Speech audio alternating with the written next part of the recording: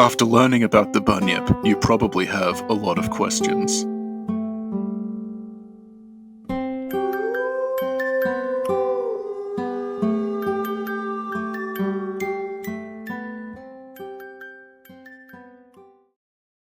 Hi, Richie.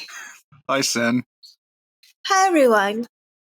Richie, a lot of people have requested that we do another cryptid episode. And guess what we're doing right now?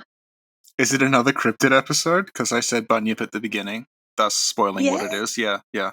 Yay. Also, it'll be in the title of the video, so sense of surprise isn't really going to be there. Not necessarily. I could name it another surprise podcast. Yeah, another trick. Yeah. Sinclair's trick.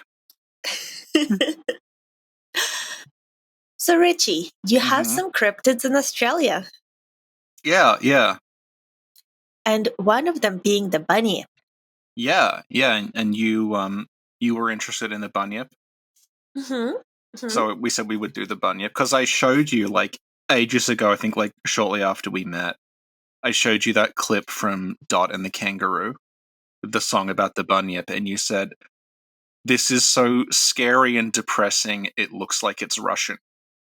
Yeah. Do you remember that? I remember, yeah. Yeah. So, like, people, I think, might be familiar with it, because it's something a lot of people reference as, like, an early thing that gave them nightmares as a child. There's an animated show called Dot and the Kangaroo that was, I guess it must have ended up in America at some point.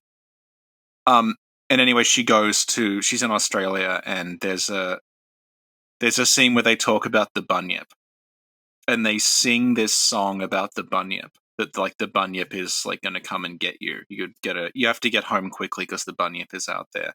And it's done in this very surreal way where it's live action footage of, like, bush and scrub and, like, the dark, and then they superimpose this animated thing that they claim is a Bunyip over the top of it. But the Bunyip is animating, like, very, very slowly. It almost like it's much, much slower movement than the things behind it, so it's all out of sync and it's partially transparent.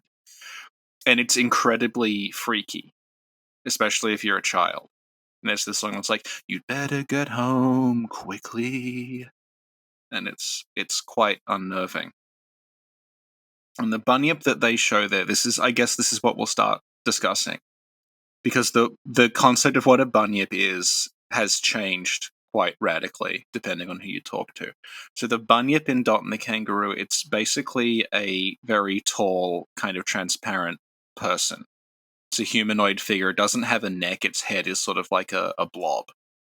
And it's covered in dots that sort of make it look like an indigenous Australian painting. Because the arts, people would be familiar with the art style of the indigenous art style here. It's basically lots and lots of little dots forming shapes, so it kind of looks like that. Right. Yeah, so I'm going to send you a bunch of images of Bunyips to give you a rough idea of how confusing this gets. So okay, I'll start with this. So we'll start with the Dot and the Kangaroo Bunyip. So this is the Dot and the Kangaroo. So how would you... It looks like an orange version of Grimace from McDonald's, kind of. Yeah. Okay, so have you seen any other images of a Bunyip before? Well, I looked it up before, and one of them looks kind of like, I guess, tiger or something. I think I know the one you mean. It's this image here. Yes, yeah. Yes, that one, yeah. So that's actually... That's not just a random image of a Bunyip. That is depicting an event that we will talk about later on. Okay. I also saw another one that looks like some sort of a alien. Yeah, I think I know the one you mean there. It's this actually kind of looks like something from Bloodborne. It's like a... Yes! Yeah, it's sort of like if you imagine a dog that is made out of tentacles and has one huge eye and, like, tentacles coming out of its face. It looks really creepy. It's actually a really, like, cool design. And the artist who drew this is unknown, and it's really old. So anyone out there, you are free to rip this off legally. You can use this exact image in anything you want, and no one will come for you. Are you saying we just found another member of the Snack Covenant family? Well, don't get ahead of yourself, because there may actually be a snack-associated Bunyip later on who's also out of copyright. Okay. Okay, so this is a Bunyip sculpture. A lot of places around Australia, they have like a little sculpture and they'll say it's a Bunyip. It's like a tourist thing. Oh, wow. Yeah. It looks like a graffiti or something. Yeah, it's very cartoonish. It looks like something I would draw has been sculpted. Yes, Yeah, actually. yeah. This is a way of saying it looks like a child drew it. Here's another Bunyip statue. This one I think looks like something from a Godzilla movie. It looks like a suit someone should be wearing. You know what it reminds me of? What? Crocodile Gena. Tell us about Crocodile Gena. Crocodile Gena is Chiburashka's friend. I'll show you a picture. Oh. Yeah, it's a crocodile with a suit and a hat. So on the other end of the spectrum, here is an adorable cartoon Bunyip. Oh, that is pretty adorable. Yeah, this sort of looks like a pink balloon dragon kangaroo. Remember the Flintstones? Yeah. They had a dinosaur pet. Kind of reminds me of that. Yeah. Okay, so here's the second Bunyip that is you can legally use. So this has a person. There's two stories in this that I have a personal connection to. Okay. Okay. So this is a character called Bertie Bunyip. Okay. And he was the mascot of a roadhouse, because there is a town between here and a place called Gippsland, and it's where my grandparents used to live, and it's about 4 hours away. So when we got the car, we would drive in the car from here there, we would stop at the town called Bunyip. And there was a roadhouse there, and their mascot was this thing. There was a big wooden, like, Bertie Bunyip outside to sort of tell you that it was coming up. Yeah. And that roadhouse is no longer there because they changed where the freeway was. No. So the roadhouse died, and there was actually like a huge protest in the town to sort of keep the roadhouse there, but it wasn't sustainable. Now, Richie. Yes. For those of us who may not be familiar with the concept of a roadhouse, can you explain? It's a place on the side of the road that's designed, like, if you're taking a very long trip, where you can, like, pull in and there's food and there's, like, some of them you can stay, do other things. This one didn't have that. It was basically a restaurant on the side of the road. And, it sort of kept the town together in a lot of ways, but it's not there anymore. And I remember it also, it had, like, a sort of picnic area out the back you could go to, and it had an aviary with all of these Australian parrots in it. So we would stop and we would go out there and see the parrots, and then we would, like, eat and then get back in the car and keep going. That's cool. Yeah, but that place is gone now. And anyway, it is, as far as I can tell, there's no surviving images of the Bertie Bunyip sign anymore. Oh. I'm sure someone took photographs. We probably have photographs somewhere of when we went there. But the image I've shown you, that is from the Australian, like, patent office, because they actually trademarked Bertie Bunyip to make sure no one else could use him. And the trademark has lapsed. Oh no. So anyone out there, if you want to have another Bunyip, you can acquire Bertie Bunyip, because he's no longer protected as a trademark anymore. Yeah, and this is a pretty interesting design. It's like a Bugs Bunny T-Rex. Yeah. So what I think we've established from this survey of Bunyips I've sent you is that no one knows what a Bunyip is supposed to be. Like, if I showed you these, would you assume they were all meant to be the same thing? Definitely not. No. Yeah, so the word bunyip has come to basically mean like any sort of weird creature. So it's like a creature boogeyman.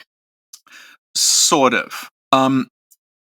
There's not obviously one single Indigenous Australian language. There's like about 250, I think, that all have completely different words for everything. So, but we've adopted the word bunyip all over the country to mean the same thing. A lot of words you'll hear like, oh, that means this in like Indigenous Australian language. It means it in one language. Like the word kangaroo is actually, it's the word for kangaroo in like one tiny spot that we just adopted nationally as the name of the thing. The name bunyip comes from a very, very specific language group it's from the language group that's actually quite close to where I live. So a lot of the initial Bunyip history comes from like my area of the country when it So basically what happened was the colonists that were in my area, this was one of the early colony prison places that was set up. It was not exactly where I am, but it was nearby. They would hear from the Indigenous people that there was something called a bunyip. And they described it as a thing that lived in the water. And it would kill you by hugging you to death. It would come out of the water and it would hug you. And that would kill you. And it was described by them as though, like, it was just a matter of record that these things existed. And different groups of Indigenous people who weren't in contact with each other, they would all report the same thing about what the bunyip was, that it was a water, basically a thing in the water. And because the colonists came from largely Britain and Ireland, they merged that with their own folk tales about water monsters, which we kind of talked about when we did Loch Ness. Because they have all those stories like kelpies and like merrows and things in the water that will like pull you under. There must be something in the water. So it came to mean to them that it was a water monster. It was something like that, and they sort of started morphing it into that. And so they made that assumption, and they just assumed it must also be real because it was being talked about as though it was a matter of record, and people who didn't know each other were mentioning it independently. The issues around this are that, like, firstly, they were not. The Indigenous people, understandably, did not like the colonists very much, so they had a history of just, like, basically lying to them to, like, screw with them. Yeah. So there was a lot of deliberate exaggeration around Bunyip stories. And the colonists also, like, basically did not care what the Indigenous people had to say a lot of the time. So the stories there are hard to sort of, like, get at what's, like, reliable and what isn't. The other... Okay, so the specific story of the Bunyip, there's an encounter with a bunyip that is relayed as a matter of record. Okay, so there's different language groups around this area. One of them is called the Jabberong. There's a Jabberong story about two brothers who went to search for swan eggs in a lake, and they came across a bunyip in the lake.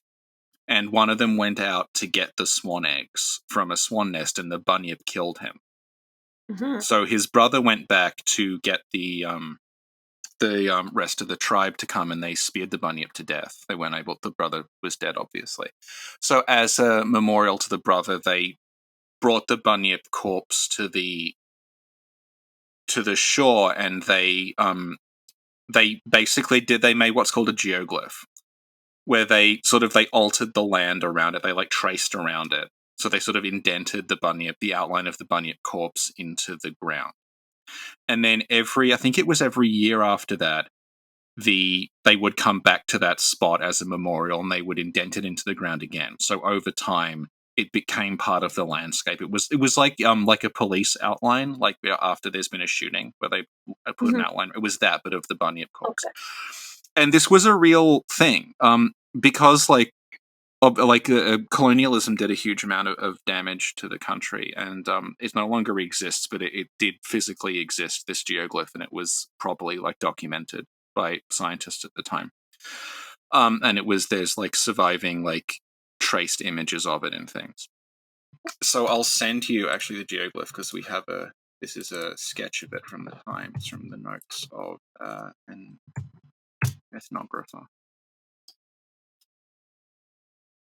So that is a bunyip. Oh. That's the outline of the bunyip corpse. Wow. Yeah. So where is the head and where is the tail? Well, this is the point, because no one actually could tell. Because it had been it's been the geoglyph has been made and made and made and made and made to a point where it's just that outline. Okay. So no one was actually sure what it was or what it was supposed to be. It just looks like, what would you describe it as? It looks like it depends on where you look at it from. Exactly. If you look from left to right, it's like a little dinosaur on two legs with no arm. Yeah. But if you look from right to left, it's a seal or something. You may have hit on something. So at the time this happened, a lot of people did think it might be a dinosaur. Because of what you said, because it kind of looks like the shape of a dinosaur with a very long neck and sort of flippers at the back, a bit like the Loch Ness Monster. Mm-hmm. Anyway, there were a lot of Bunyip reports. There was actually a report of one in the lake that's over the road from where I am now, which at the time was a big swamp. Where I live, there is a lake, but the lake is naturally a swamp, and they dredge it and fill it with water artificially to keep it a lake. Mm-hmm. But that was once a swamp, and there were stories about there being a bunyip there at one point. So now we go to our second source of information on the bunyip, which is a guy called William Buckley. Mm-hmm. So I remember once I was on Aegon's stream, and he started using the term Bobby Dazzler and thinking I would know what it meant because it was Australian. And I'd never heard that term before. So this is an Australian term that I'm going to teach people. Okay, so Australians, when they talk, that if something has almost no chance of succeeding, they might say it has Buckley's chance, or it has Buckley's. Okay, so that comes from a real historical figure called William Buckley. Buckley was a prisoner who was brought over from Britain, and he was sent to a penal colony at the very... People don't know Australian geography. He was sent kind of out where I am, which is very, very far down south. He was sent to a penal colony in a place called Sorrento. And at this point, Melbourne did not exist. Ballarat, where I am, did not exist. This is 1803. So there's almost no, it's pretty much it's just the penal colonies and the indigenous people. There's no big cities like there are now. The biggest city would have been Sydney. So Buckley escaped the Sorrento colony prison in 1803, and his plan was to walk from Sorrento to Sydney. So again, I'm aware a lot of people don't know the distance of that. So that's about 500 miles. Okay. So his plan was to basically follow the coast for about 500 miles. It obviously wasn't going to work. And what happened was he got to roughly where I am now. And he met a tribe called the Wadawurrung. So the area that I live in, it's Wadawurrung country. Okay. And he was taken in by the Wadawurrung. So he never made it basically past where I am now. He just lived with the Wadawurrung. They took him in, they made him a member of the tribe, and he lived with them for 30 years. Mm-hmm. He just became one of them. And he heard stories about the bunyip from them. So a lot of our history of bunyips and things comes from what William Buckley learned because he learned their language eventually. He would hear stories about the bunyip from them, and he would go hunting bunyips. Because he was told about them, he didn't know where they would. Everyone. It's something that the Wadawurrung sort of said, like, we know it exists, we've heard about it, but no one actually had first-hand experience of it. So Buckley sort of became obsessed with trying to find the bunyip, and he never did. But when he got in contact with colonists and he was telling his stories, he would talk about his experiences sort of hunting the bunyip and being told not to and having to do it in secret and stuff. Okay.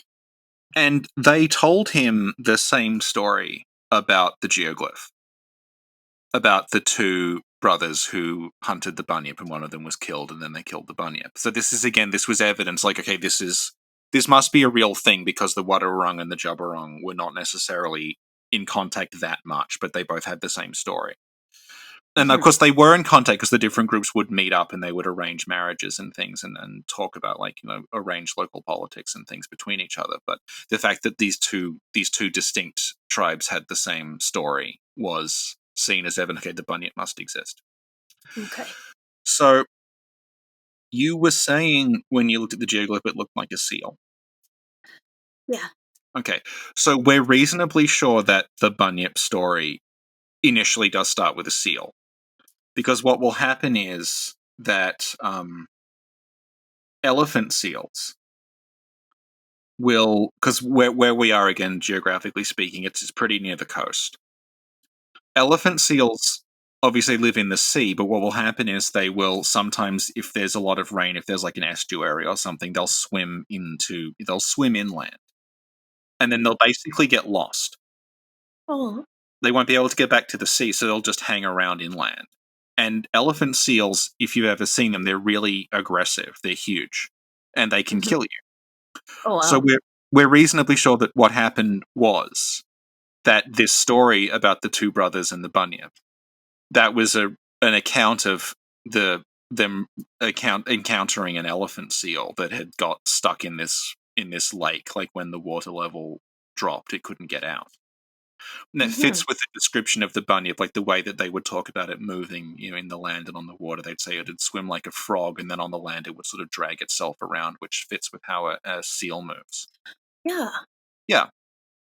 So, yeah, and as you said, the geoglyph, if you look at it from one side, it looks like this is just an outline of a seal.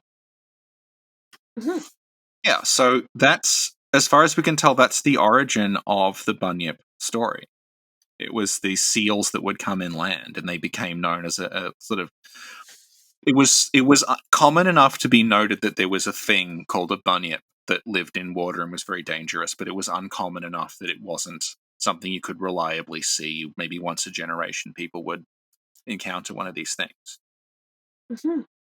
But in the hands of, like, once it filtered down into the white colonists, they decided it was like a kelpie or a merrow or something, and then from that it became just a generalized term for, like, any sort of monster in the country. That's really interesting. Do you have any bunyip related questions?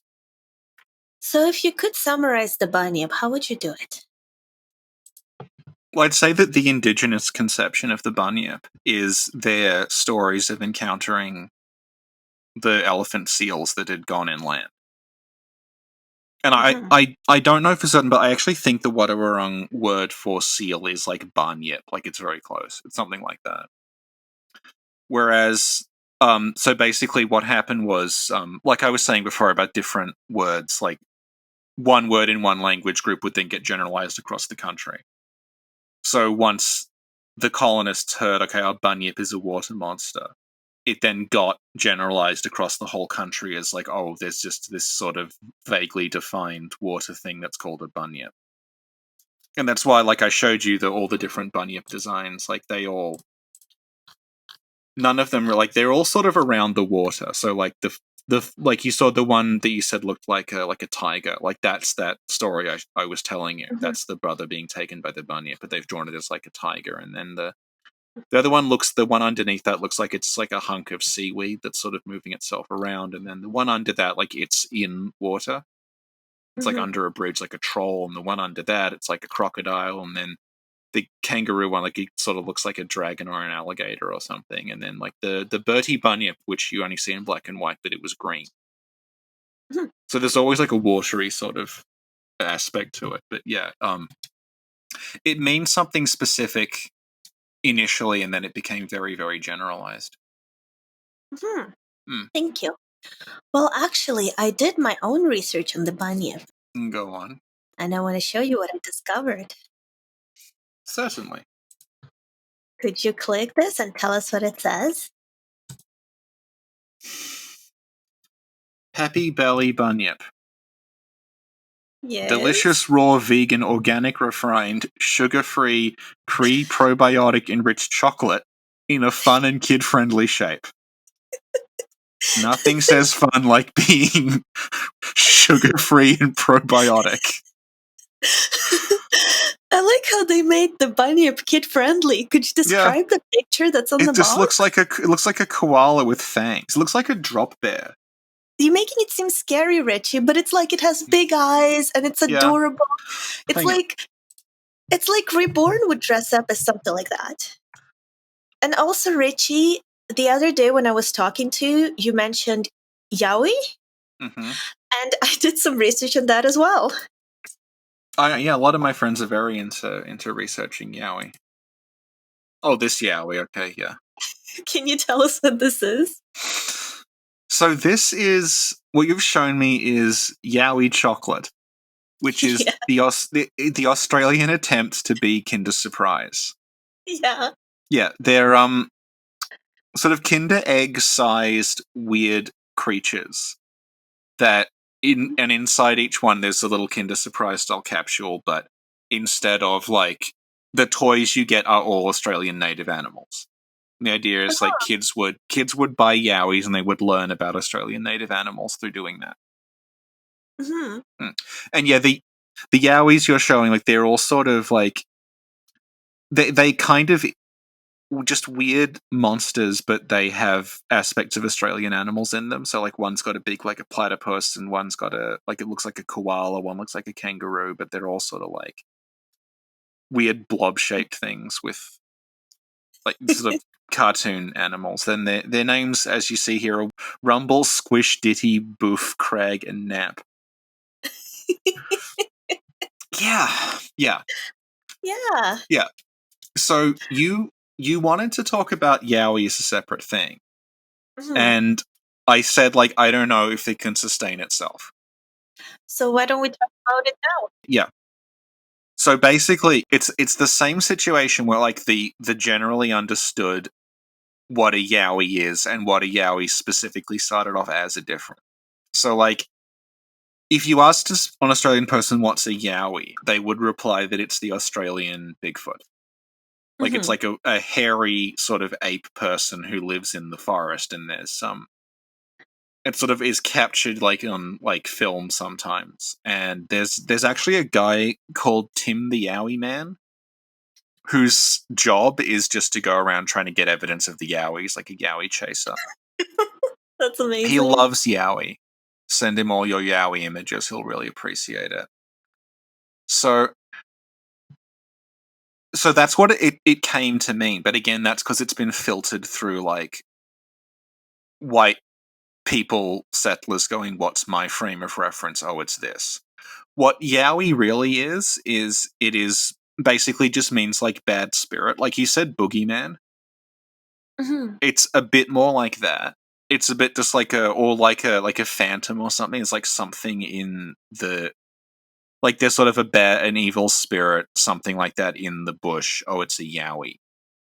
And there's also talk of like almost like everyone has a Yowie in them that can sort of like project out, and like your Yowie can leave your body and stuff. It's much more an abstract thing than the ape man. But basically what happened was when they would describe, oh yeah, the Yowie, there's like bad things in the There's like sort of a bad thing that's sort of like a person and it's in the bush that's called a Yowie.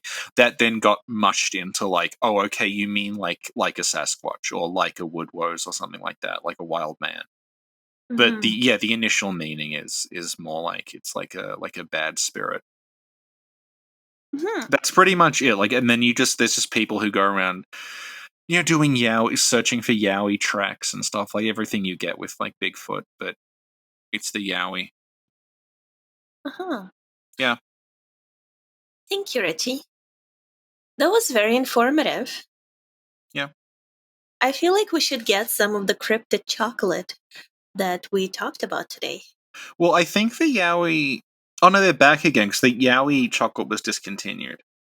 Oh. But I think it must be back now, if it's still got a working website. Yeah. Excellent. I guess that's it for today's episode. Wow. Yeah. I guess before we go, maybe we should ask people who are listening what cryptid they'd like us to talk about next. And I guess by cryptid, we mean pretty much any sort of like creature. Why are you asking me?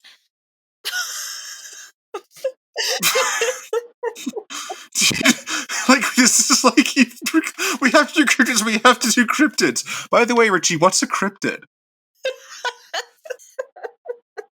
No, but I mean for the purpose of this podcast, because it originally started as like Slavic creatures and then I remember that, yeah.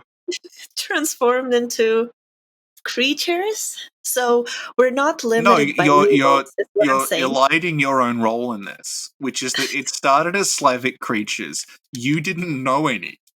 And then, then I had to come up with something on the fly. That was the Bunyip, followed by a brief coda about why there's not a full episode on the Yowie. Yowie, the most delicious of cryptids. Thank you, Richie.